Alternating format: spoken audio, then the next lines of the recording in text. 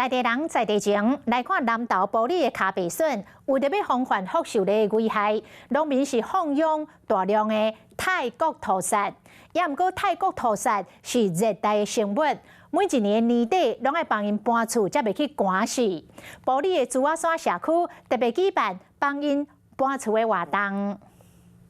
咖啡笋是埔里镇重要产业，为了防福寿类，农民尽力照顾，保护产地，生产无毒健康的咖啡笋。怎么样让我们的消费者能够知道我们茭白笋的除福寿螺方式是透过生态，这是我们今天最重要的工作。为了保护田内底做实的鱼仔，爱将田内底工作鱼抓起来，就惊因会伫咧寒天寒死，安排民众亲自体验，超40位民众亲自报名体验，第一摆伫咧田内底和大尾乌龟鱼、泰国土沙，若了解咖啡笋产的产业，各生物防治生态，拢正值得推广合适。共生的一个做法，其实非常有创意，也很有意思。我觉得这个真的很可以推广。埔里镇竹仔山社区举办帮助工作鱼搬厝的体验活动，推广食农教育，让民众熟悉鱼菜共生的友善农业。 Hello， 我是雷亚。想要抢先掌握最及时的新闻资讯吗？赶快订阅、按赞、开启小铃铛，锁定华视新闻